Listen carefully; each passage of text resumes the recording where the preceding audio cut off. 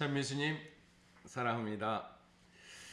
네, 또 한편 마음을 모아 사랑을 모아 함께 가톨릭교회 교리서를 공부하도록 하겠습니다. 저희 가톨릭교회 교리서 오늘은 제 3장입니다. 장별로 따지면 1편이 신앙 고백인데요. 1부 저는 믿나이다, 저희는 믿나이다 해서 1장 하느님을 알 수 있는 인간, 우리는 신을 알 수 있다라는 거 우리에 있다. 2장 인간을 만나러 오신 하느님, 인간을 만나러 오신 하느님은 즉 당신 자신을 드러냄으로써 그것을 계시라고 말합니다. 계시로서 하느님을 드러냈고 하느님의 계시가 전달되는데 그 전달 방법에서 가장 제일 우선되는 것은 성경입니다. 그래서 성경을 통해서 구약 성경, 신약 성경을 통해서 구약과 신약이 둘이 서로 분리되거나 양분되어 있지 않고 단일하게 이어지면서 성경 전체는 예수 그리스도의 궁극적 계시를 가리켜 주는 것이다 라는 것을 이렇게 쭉 저희들이 앞에서 공부를 쭉 해왔습니다. 오늘은 물론 그렇다고 전에 공부한 부분이 없다고 내가 전으로 돌아가서 전에 가서 공부해야겠다는 생각은 하지 마십시오. 영상은 지금 딱 키면 보시는 분은 지금 이렇게 보시면 시작입니다. 모든 것은 다 단락단락 시작이고 그런 것이 있다는 걸 생각하시면 됩니다. 그런 이야기 있잖아요. 뭐 우스갯소리로 저도 좀 공부를 못하는 편인데 공부 못한 아이들이 잘하는 건 처음부터 보겠다고 합니다. 그리고 성경 전체를 읽겠다고 처음부터 창세기를 읽은 저도 몇 번 시도했다가 포기한 적이 있습니다.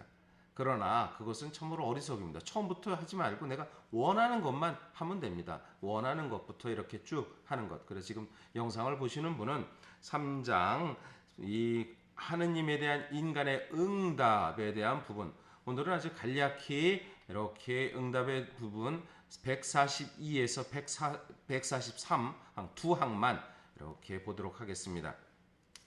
계시로서 보이지 않는 하느님께서는 당신의 넘치는 사랑으로 마치 친구를 대하듯이 인간에게 말씀하시고 인간과 사귀시며 당신과 친교를 이루도록 인간을 부르시고 받아들이십니다. 보이지 않는 하느님이 당신의 넘치는 사랑으로 우리에게 다가옵니다. 하느님께서는 우리를 따뜻하게 맞이하고 친구로서 벗으로서 우리에게 다가와서 사귀고 친교를 이루도록 인간을 부르고 받아들입니다. 하느님께서 구약에서 이루어지는 사건은 당신에게 드리는 제사입니다. 나에게 제사를 지내라라는 것을 표현합니다. 그 제사라는 것은 하느님과 만남, 친교의 제사, 번제, 서로 어우림의 사귐의 제사, 이 부분이라는 것을 얘기합니다. 이러한 하느님의 부르심의 초대에 대한 응답이 바로 신앙입니다. 믿음입니다. 하느님의 인간을 불렀을 때, 하느님께서 우리를 불렀을 때 예 하고 하는 것이 바로 응답, 곧 신앙입니다. 믿음으로써 인간은 온전히 자신의 지성과 의지를 하느님께 복종시켜 줍니다. 지성과 의지를 통해서 하느님께 다가갑니다. 우리는 이 지성과 의지라는 것은 우리가 하느님을 믿고 따를 때에 맹목적으로 그리고 또 맹신적으로 있는 것이 아닙니다. 복종이라는 말을 잘 이해됩니다. 복종은 내가 모든 것을 전적으로 의탁하고 맡기는데 나의 이성과 지성을 이렇게 제외시키고 복종한다는 것은 결코 아닙니다. 인간은 자신의 존재 자체로서 계시하시는 하느님께 동의를 드리는 것입니다. 있는 그대로 하느님께 동의하고 그래서 우리의 삶이 이성적 삶을 그리고 또 존재적 삶 속에서 초이성적 그리고 초월적인 그 무엇을 향해서 서로 결합된다는 것이 곧 하느님께 대한 우리의 응답입니다. 성경은 계시하시는 하나님에 대한 이러한 인간의 응답을 믿음의 순종이라고 부릅니다. 믿음의 순종. 우리에게 믿는다는 것, 그것은 따른다는 것입니다. 믿는다는 것은 우리에게 다가가고 우리한테 온 것을 의지한다는 것입니다. 믿음의 순종, 믿음과 순종은 서로 동등하게 있다는 것이라고 생각됩니다. 하느님을 믿는다는 것은 결코 순종하고 바르게 따른다는 것을 말합니다. 독일 신학자 본 헤퍼라는 신학자가 있습니다. 그는 나치 치하에서 이렇게 히틀러의 암살 작전에 참여했던 신학자입니다. 본 헤퍼는 일찍이 그리스도교는 종교가 아니다 라는 말을 했던 인물입니다. 놀랍죠? 기독교는 종교가 아니다 라고 했을 때 독일 신학자로서 그는 1906년 유복한 가정에서 태어났고 유년기를, 그래서 그는 피아노 연주도 하면서 천재성을 지닌 신학자였습니다. 17세에 튜빙게 대학교에 들어가서 21살에 신학 박사학위를 받습니다. 그리고 24살에 베를린 대학교에서 교수 자격을 획득합니다. 24살에 대학교 교수가 됐습니다. 2차 세계대전 직전 미국에서 공부하던 중에 전쟁이 일어났습니다. 그는 전쟁이 일어서 많은 사람이 독일을 피해서 유럽으로 또 미국으로 넘어오지만 그는 결국 다시 독일로 들어갑니다. 친구들은 그가 전쟁의 위험에 피해 미국에 남을 것을 권했습니다. 그러나 그는 조국교회의 앞날을 생각하며 독일에 있는 양떼들을 돌보기 위해서 귀국을 단행합니다. 나치 치하에서 줄기차게 평화를 외치고 신앙의 영역과 정치의 영역은 같다고 얘기합니다. 흔히 그런 얘기를 많이들 해요. 신부들이 정치 이야기를 한다. 그 얘기가 아니라 둘은 같습니다. 사는 이야기 때문에 그렇습니다.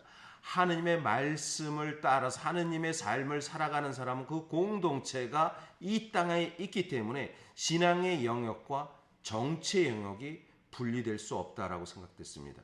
그는 목사의 신분으로서 히틀러 암살 음모에 가담해서 1943년에 체포돼서 1945년 4월 9일에 39살의 나이로 형장의 이슬로 사라지게 됩니다.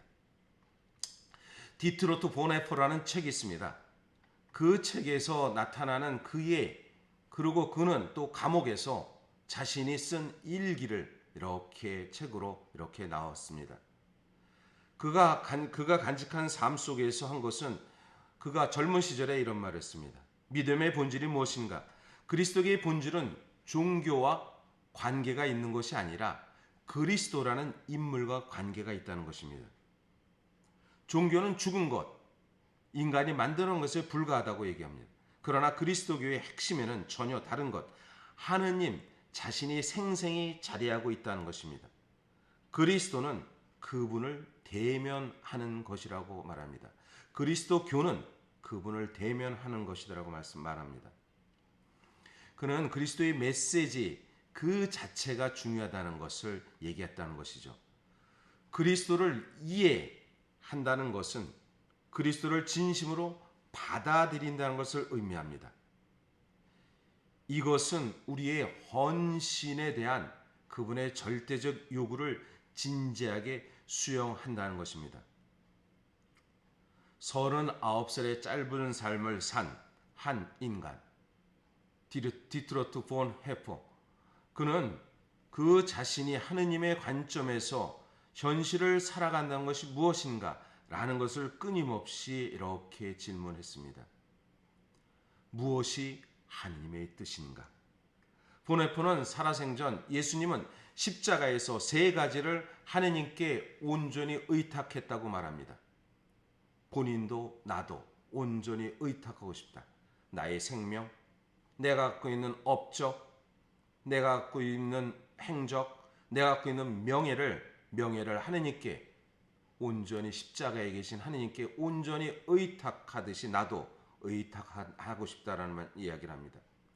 예수님께서는 당신의 생명, 당신의 하느님의 아들로서의 그 업적, 그리고 하느님 나라라는 눈에 보이는 제자들의 모습 안에서의 그 공동체를 형성한 그 명예, 하느님의 아들로서 이 셋을 십자가에서 온전히 죽음으로 내어 맡겼습니다. 이것은 우리들도 마찬가지가 아닐까 생각됩니다. 나의 생명을 내어 맡기는 것. 그리고 또 한편 오네포에 아주 유명한 말이 있습니다. 믿는 자만이 순종할 수 있고 순종하는 자만이 믿을 수 있다고 얘기합니다. 하느님에 대한 인간의 응답은 믿음의 순종이라고 우리는 말합니다. 믿는 자만이 순종할 수 있고 순종하는 자만이 믿을 수 있다라는 그 모습. 우리는 순종 없는 그리스도교는 예수 그리스도가 없는 그리스도교라고 말할 수 있다는 것입니다. 우리가 주님을 믿고 따르고 순종한다는 마음을 다시 한번 새겼으면 좋겠습니다. 이어서 다음 시간에는 아브라함에 대한 믿음에 대한 이야기를 한번 믿음의 순종의 원 모습. 그래서 아브라함을 그 다음 시간에는 마리아에 대해서 공부하도록 하겠습니다. 오늘 하루도 주님 안에서 행복한 하루가 되시기를 기도드립니다.